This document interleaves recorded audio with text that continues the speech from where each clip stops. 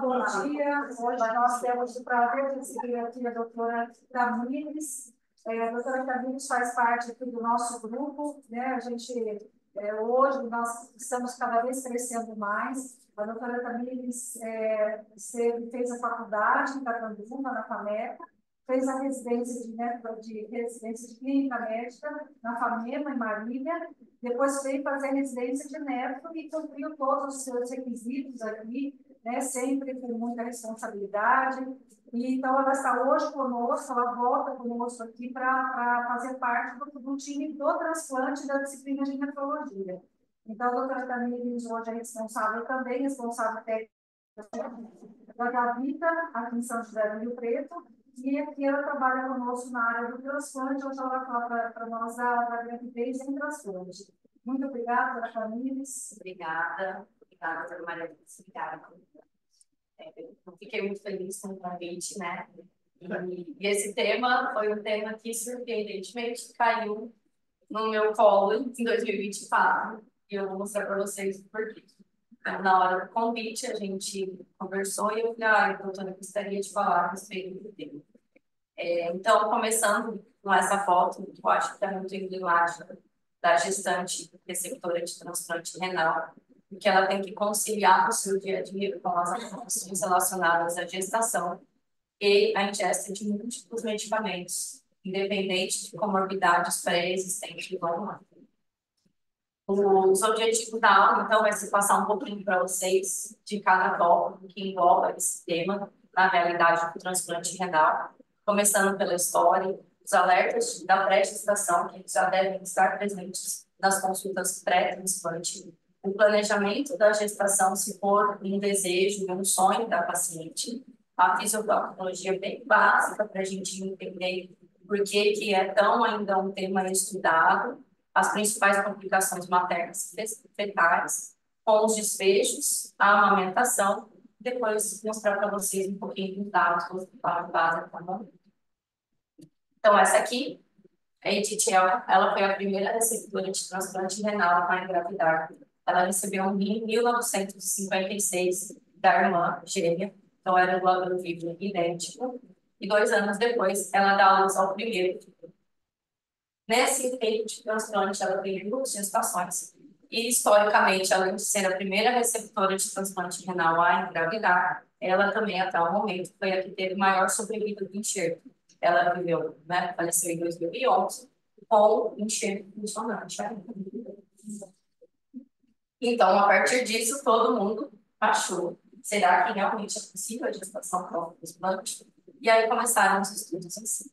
Nós temos um órgão de registro de transplante renal, um registro de gestação de transplante renal, que até 2016 ele era um órgão só da América do Norte. Então, eram cadastradas as receptoras que engravidavam através de um site, tá, nas referências. Depois, qualquer profissional de saúde pode fazer esse cadastro dos seus pacientes. Em 2016, ele foi modificado o nome para registro de transplante de gestação e transplante renal internacional. Então, hoje ele abrange dados de 37 países. Toda vez em dezembro, ele lança o censo, e aí é só no primeiro pedido que tem todo o manual de todos os dados que eles têm. Então, aqui eles dividem na parte da maternidade pós-transplante e da paternidade pós-transplante. Tem todos os órgãos, né, os órgãos sólidos. Então, eu separei da parte que envolve o rim. E aqui, então, até 31 de 2022, tinham 1.417 pacientes receptores de transplante renal que engravidaram. Ao todo, foram 2.535 gestações, com 2.627 nascidos vivos nesse período. Tá? Então, a gente pode perceber que algumas gestações foram de gêmeos e outras alterações. Aqui da paternidade, que não entra muito no nosso foco, mas só mostrando também que após o transplante renal, tem um aumento aí da paternidade, que é possível ser mãe e pai após o transplante.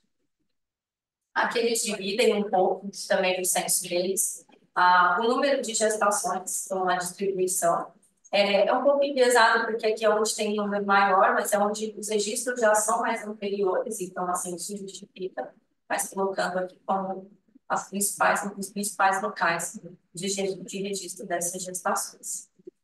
E alerta pré-gestação.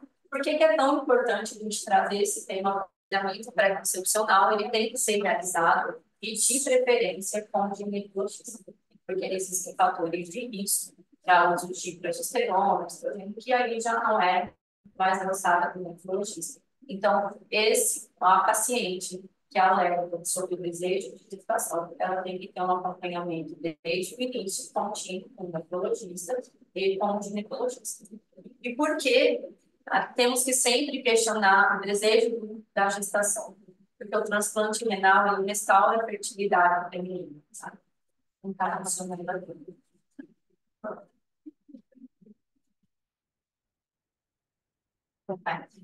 Então, assim, a mulher que tem a doença renal em estágio terminal, depois você falar uma aula mais detalhada, ela tem uma alteração do eixo do hipotálamo gonadal. Além da parte psicossocial, então, mais sintomas depressivos, pior qualidade de vida, amenorreia, e tudo isso interfere na fertilidade da mulher. Quando tem transplante, principalmente após o sexto mês de transplante, esse eixo é restaurado. Então, os ciclos voltam a ser regulares, assim como a ovulação da paciente. E aí, isso, então, aumenta a fertilidade dela pós-transplante. Portanto, não é uma condição que pode ser ignorada, porque mesmo que ela não deseje, ela tem que ter ciência que a fertilidade dela antes e após o transplante será diferente. E que ela terá que cuidar, porque principalmente no primeiro ano, não é nada aconselhável a gestação.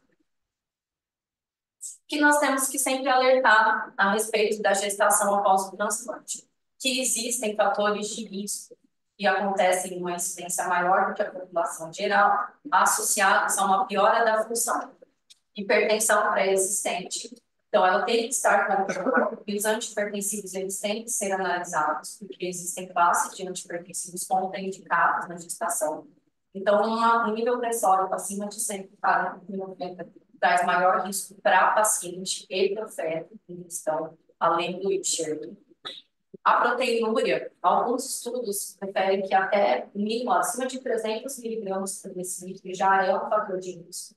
A maioria dos estudos colocam como um corte 500 miligramas por decilitro, como uma associação a um fator de risco para piora renal.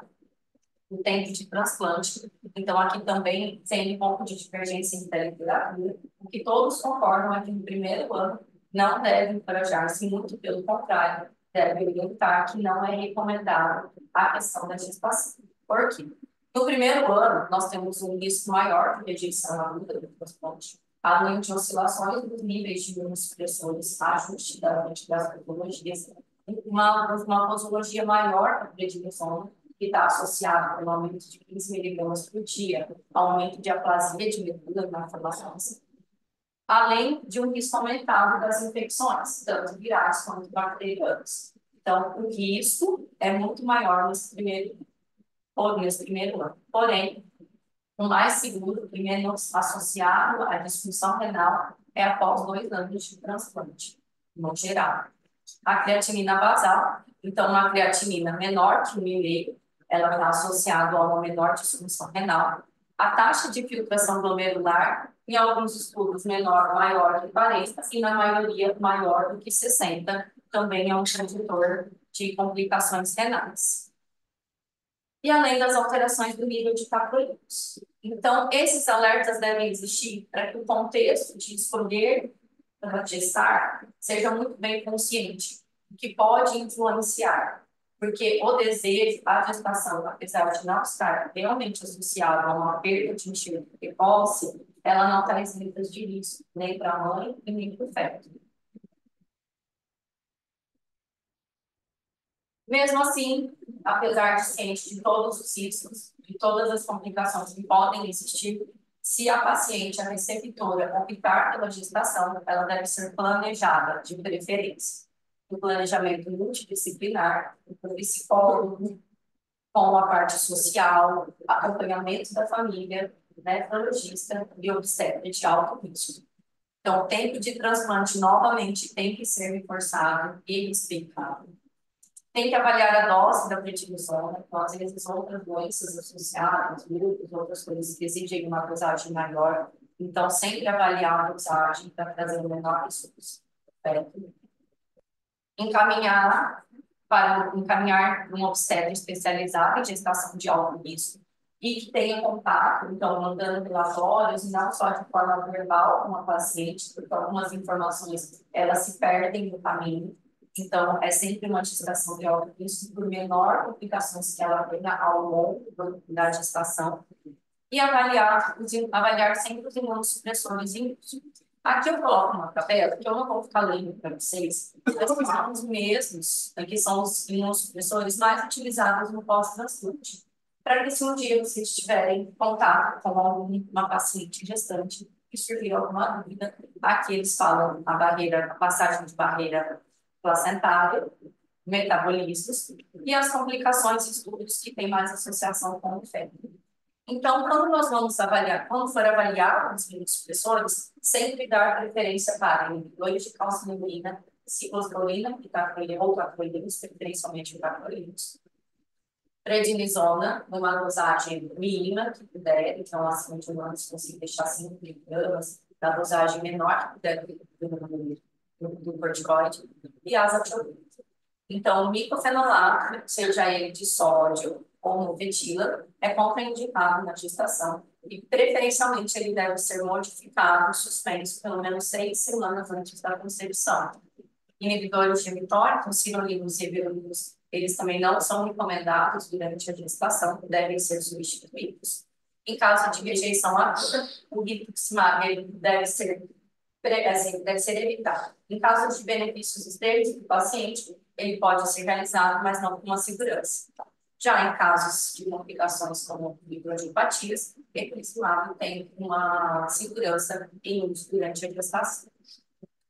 Então, por que tanto medo, tanta apreensão e tanta preocupação? O rim solitário, então, o transplante, ele já tem uma hipertrofia compensatória, porque ele precisa funcionar por 2, então ele precisa trabalhar mais. E por isso, ele já tem uma patologia, né, e na interferência da parte da função de enxergar. O rim solitário, ele já tem uma hipertrofia renal compensatória, então ele já é responsável, né, já falta uma hiperfiltração, porque ele tem que trabalhar como se tivesse 2 rins.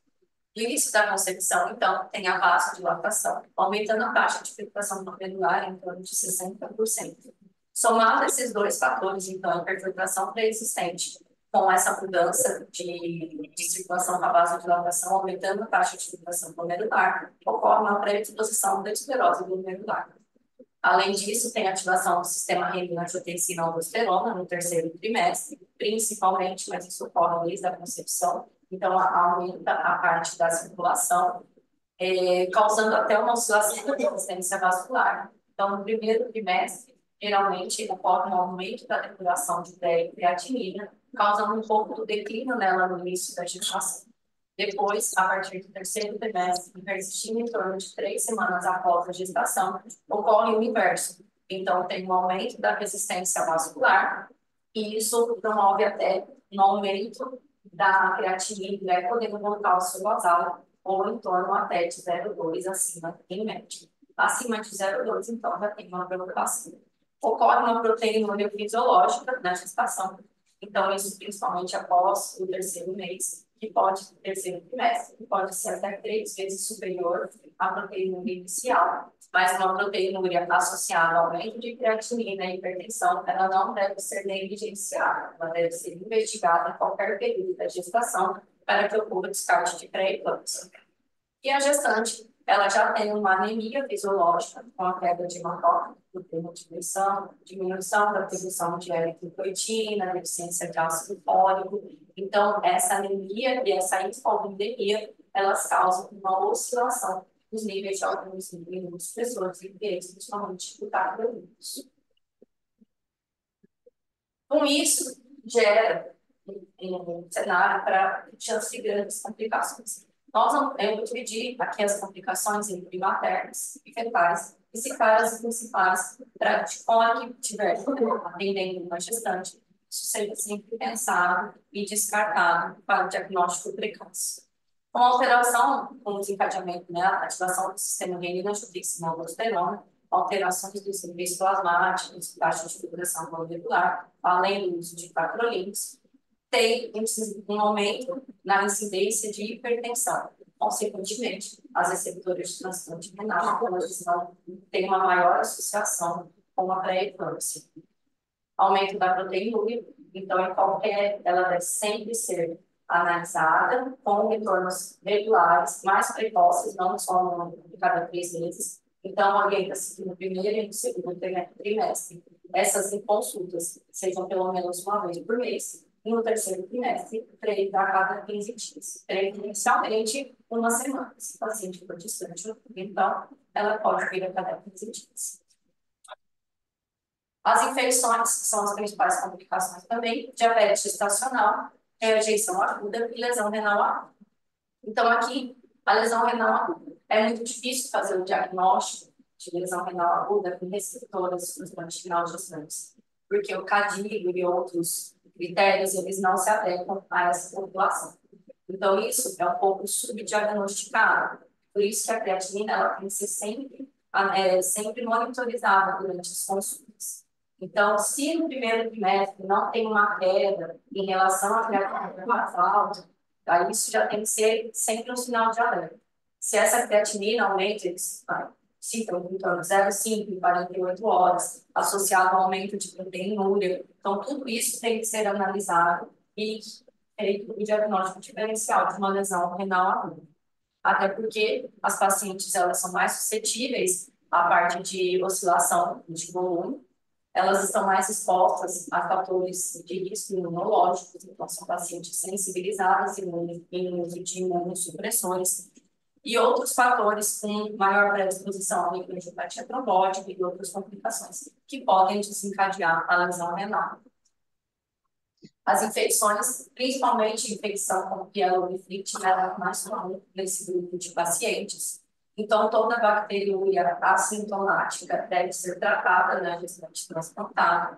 Ela não pode ser evitida ou aguardar sintomas. A hipertensão. Então, a hipertensão, ela tende a piorar ou ser desencadeada ao longo da gestação. Precisa ser utilizada para melhor controle, porque ela está associada a uma piora e um aumento do índice de doença renal crônica com transplante, além de uma maior associação à pré-eclâmpsia. A diabetes gestacional, ela acontece em torno de 16% das receptoras de transplante renal gestantes, e a rejeição aguda, ela foi relatada em até 10% dessas pacientes. A rejeição aguda, ela geralmente é diagnosticada com a questão da biópsia, e a biópsia tem que ser muito bem indicada, porque no terceiro trimestre ela está associada ao maior risco de sangramento e outras complicações.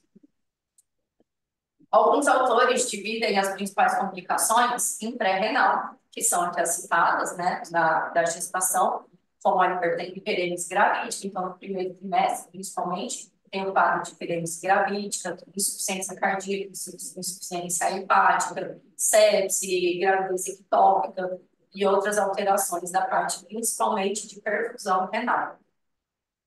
Na parte renal, então, a paciente, a oscilação do nível de tacrolimus, porque ele acaba refletindo o nível cérebro dele menor, isso não quer dizer que no celular ele está no nível menor. Por quê? A albumina baixa e a anemia, ela geralmente reflete em um nível cérebro menor de tacrolimus, mas ele deve ser ajustado conforme os níveis cérebros mesmo.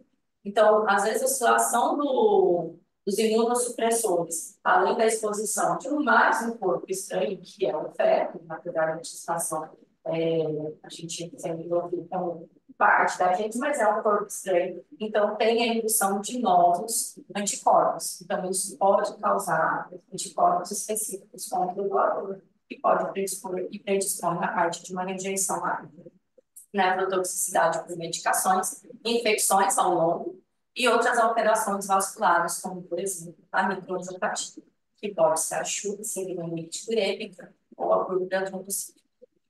E a pós-renal. Então, já tem uma dilatação do canal, do ureter, sempre, principalmente no terceiro pós-operatório, até o aumento da pressão intraabdominal, e se associado com gestação de tibulares, ou doença renal policística do adulto, ou tendo outras complicações, ela pode ter uma dilatação maior e até mesmo causas de outras obstruções, alterações de líquido amniótico, que interferem, então, causando uma lesão renal pós-renal, de etiologia pós-renal. Outros também alertam para as questões que sempre temos que avaliar nos trimestres. Então, cada trimestre é diferenciado, tem uma adaptação do próprio organismo, ajuste de medicamentos. Então, no primeiro trimestre, sempre atentar para a parte de nefrotoxicidade, da parte de ingesta alimentar, vômitos mais frequentes e até mesmo os quadros de infecção. No segundo trimestre, então, principalmente a parte da hipertensão, então, descontrole pressório, os antipertensivos, ajuste de antipertensivos e outras complicações também da parte de microangiopatias trombóticas, que elas ficam mais comuns no segundo e no terceiro trimestre, devem sempre ser avaliadas. E conforme o aumento da pressão intraabdominal, então, no terceiro trimestre, é onde existem as causas de maior correlação com as lesões renais pós-renal. Periparto, então, tem as alterações do útero, então, ruptura uterina, ou atonia uterina, e pós-parto, a síndrome hemolítica urêmica, a sepsis, durante os procedimentos e as complicações pós-parto. Então, essas são as principais complicações maternas. Atentando-se de maneira gratuita, então, sempre verificar a paciente em toda consulta, ela deve ser avaliada com creatinina, urina, urocultura, nível de tacrolimus, cronograma no rim. O exame físico ele deve sempre ter os níveis pressóricos, avaliação de edema, ausculta cardíaca no mínimo também, para que os diagnósticos sejam realizados precocemente e tratados de maneira adequada, preservando assim a paciente do enxergo do feto. Já nas complicações fetais, então, os três principais que são associados à gestação pós-transplante: parto prematuro, então menor de 35 semanas, muito associado com os usos de imunossupressores e até mesmo pela opção de obstétrica de não deixar prolongar a gestação, aumentando algumas outras complicações. Baixo peso no nascimento, então maior índice aqui dos pacientes, né, dos lactantes, que tem a questão que nasce, tem um peso menor de 2,5 quilos. E a taxa de cesárea é extremamente desproporcional à taxa de parto via vaginal. A via de parto, ela é uma decisão obstétrica, ela não é uma indicação por ter transplante ou não. A maioria dos obstetras, eles optam pela cesárea.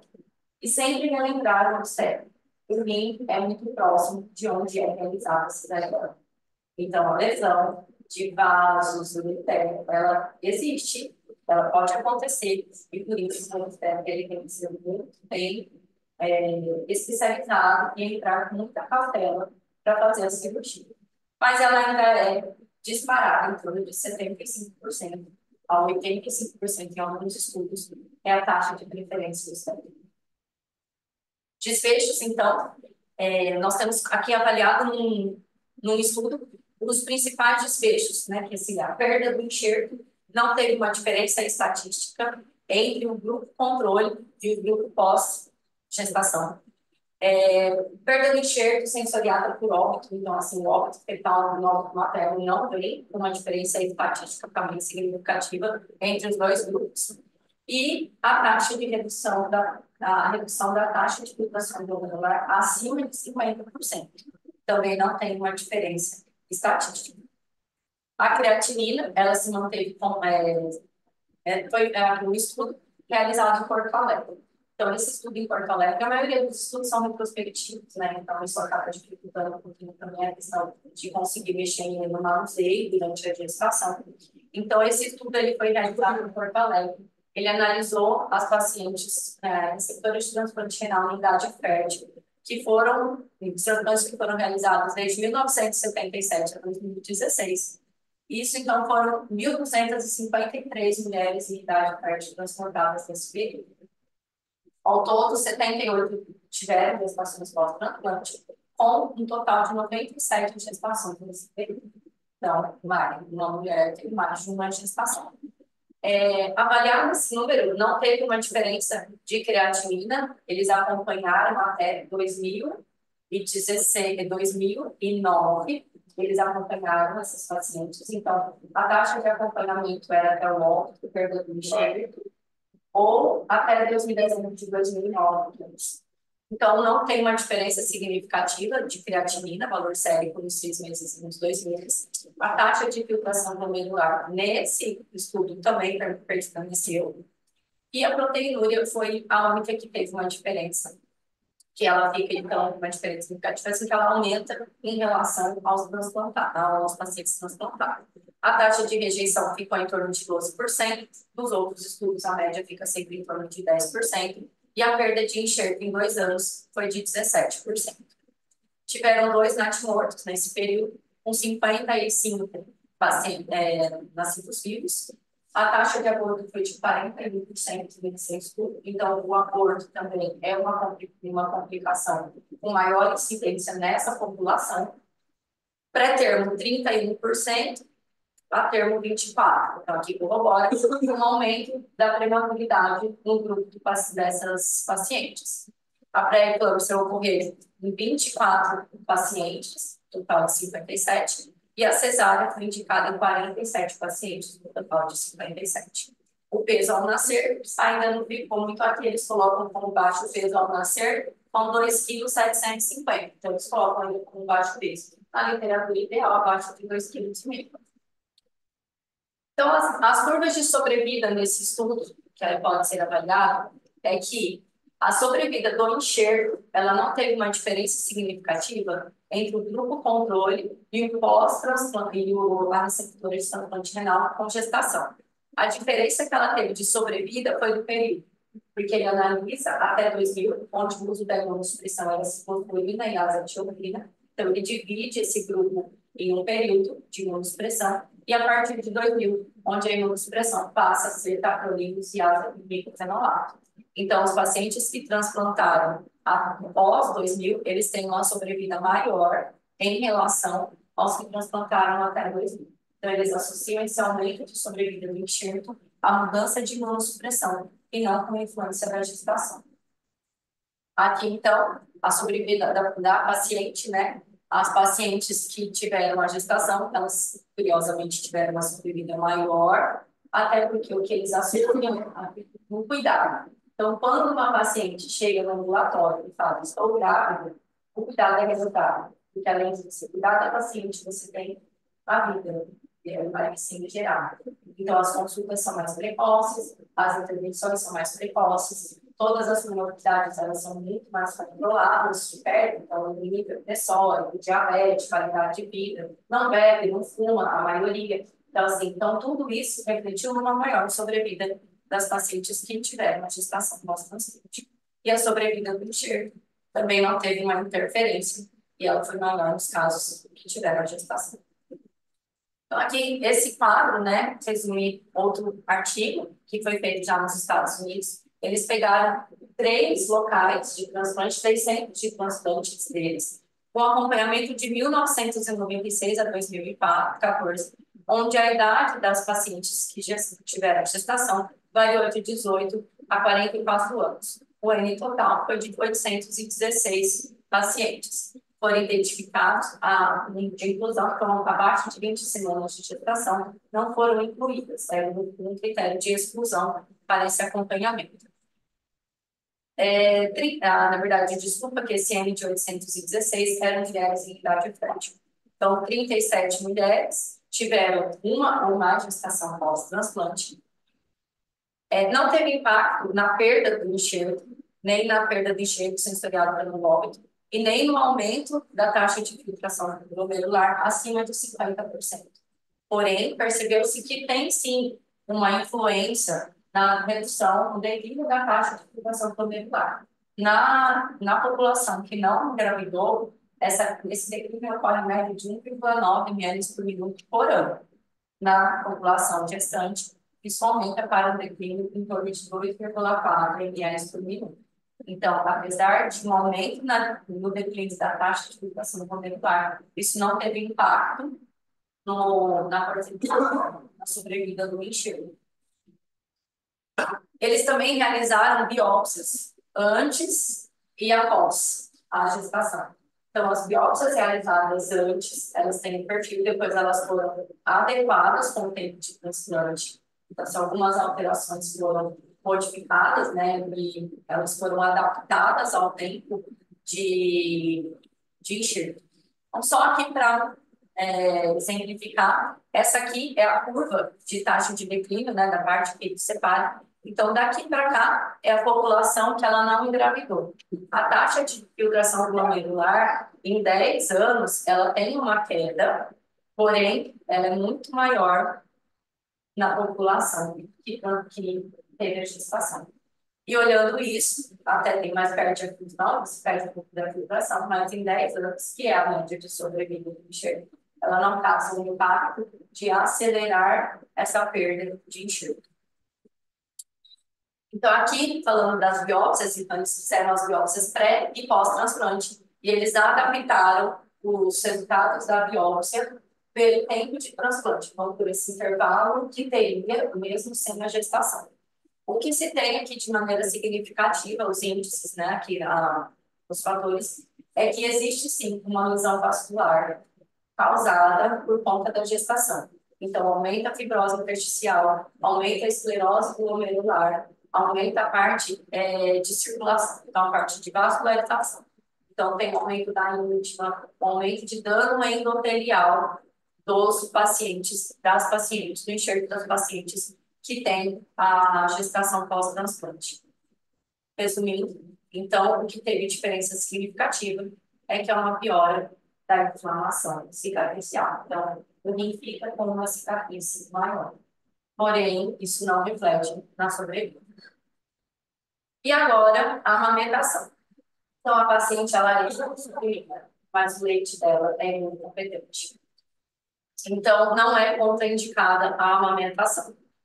O paciente, o feto intrauterino, ele recebe uma maior dosagem desses medicamentos imunossupressores do que pelo aleitamento materno.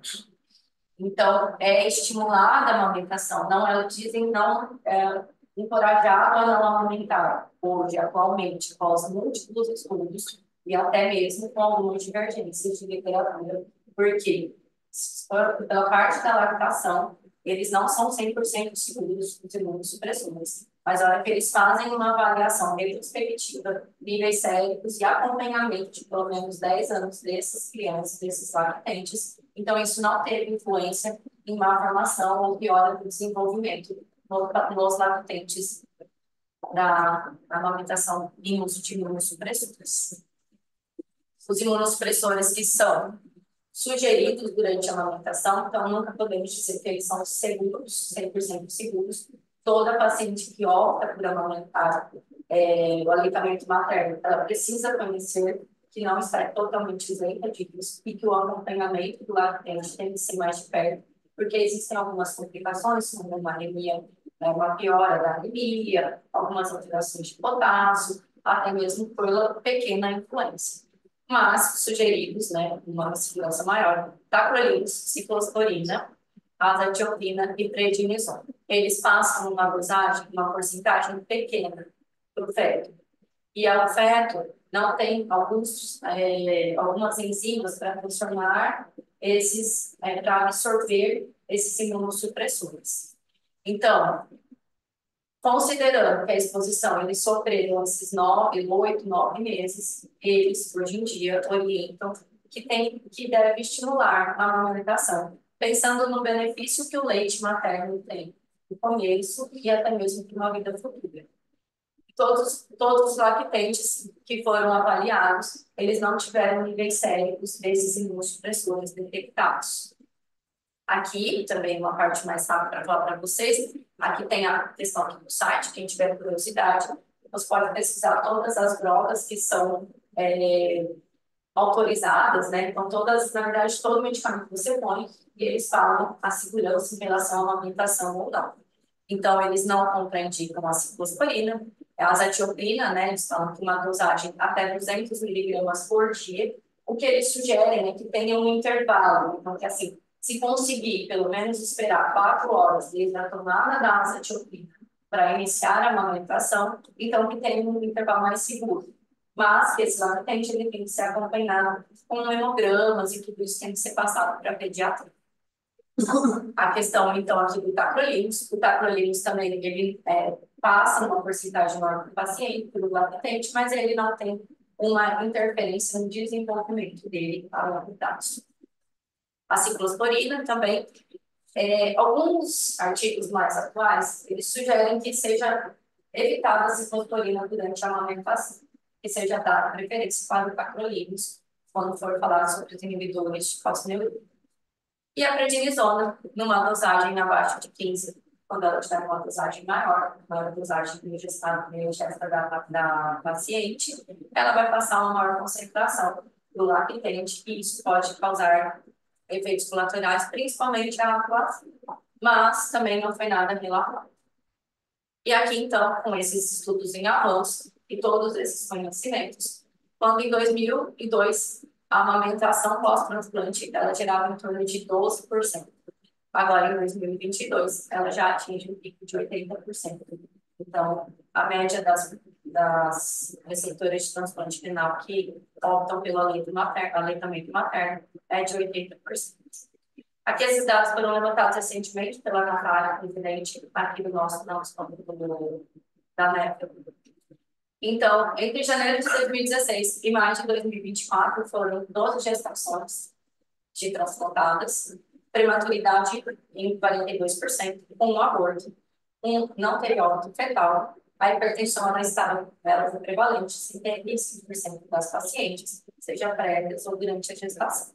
Um caso associado a pré-eclâmpsia e um caso de síndrome de Keurig. Em 2024, nós tivemos 2 gestantes transplantadas e elas estavam no ambulatório. Por isso que eu falei que quando foi o convite, na hora eu estava acompanhando 2 gestantes.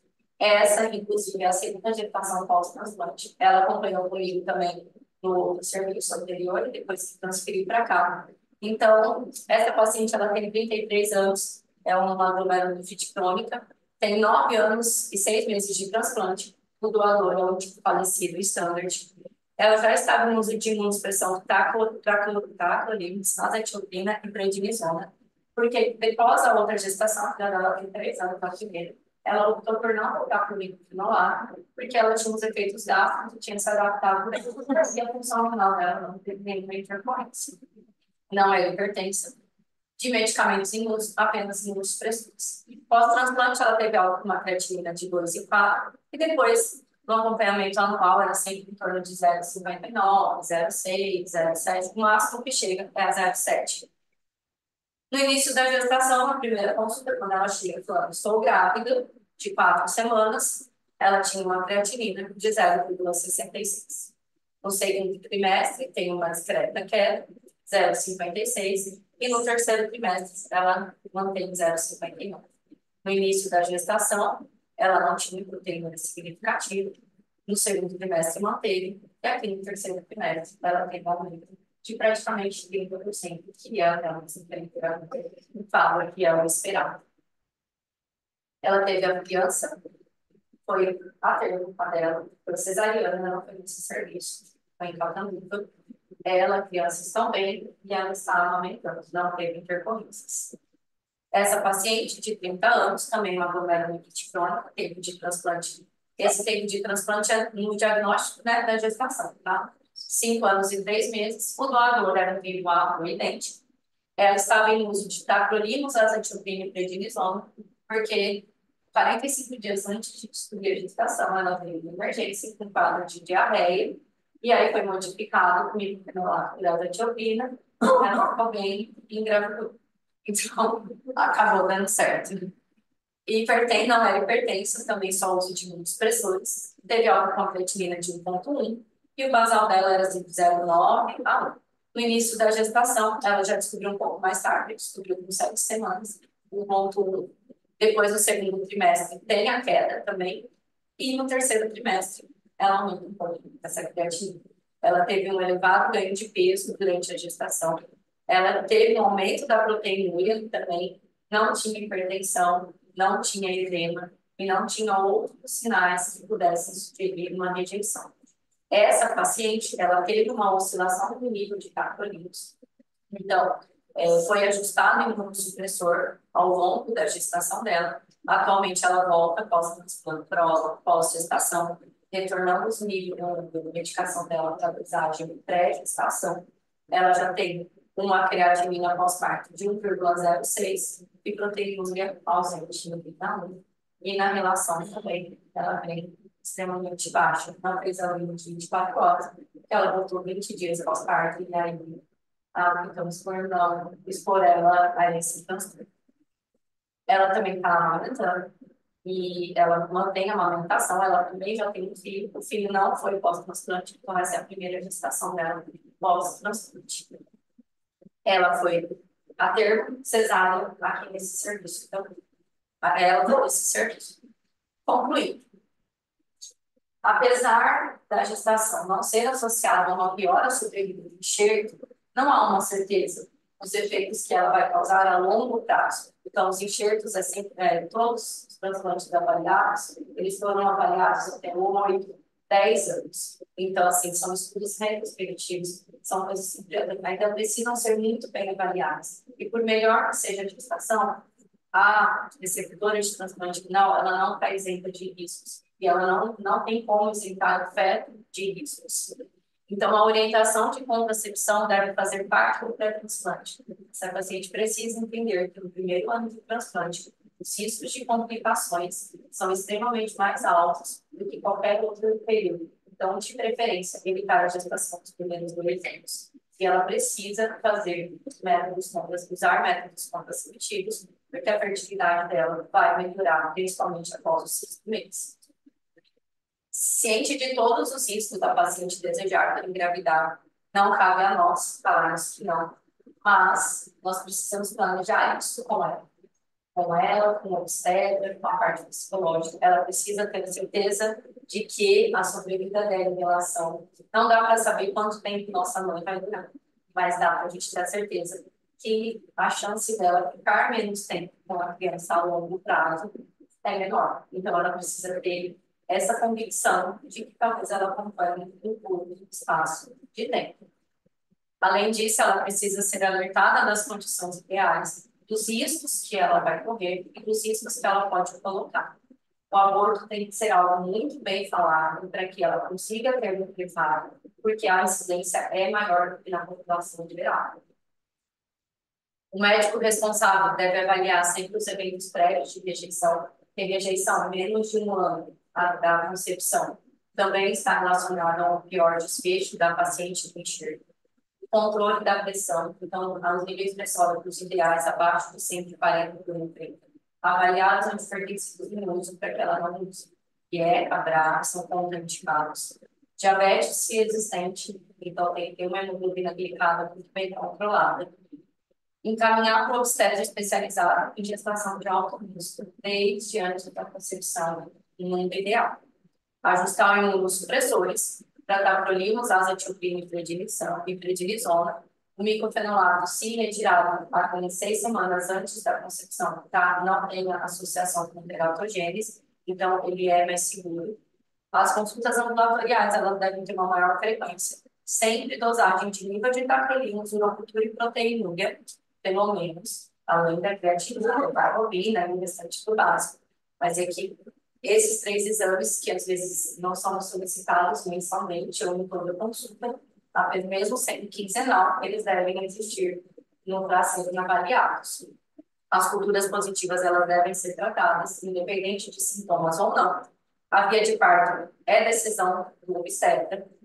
A paciente precisa entender que existe uma porcentagem de risco de rejeição e alterações de função renal, e a decisão de engravidar é dela.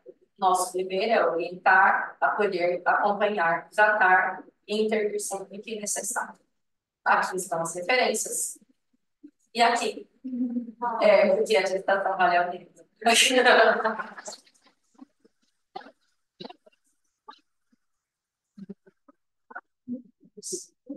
Então, muito obrigada, doutora Tamires. Excelente apresentação. Eu acho que a gente sempre tem muitas dúvidas quanto à concepção e no transplante. Acho que você veio esclarecer muitas coisas para nós. Eu vou abrir aqui as perguntas para quem estiver online, quiser fazer perguntas, pode fazer pelo chat ou abrir a câmera. E aí eu vou abrir para vocês fazerem perguntas. Só antes queria agradecer, assim, a parte da Natália, que é uma doutora cidade diferentes.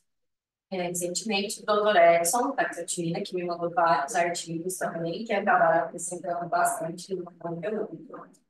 E o Rodrigo também me ajudou em alguns dados aqui, né? E a oportunidade de estar aqui falando um pouquinho desse tema, de que foi vivenciado esse ano.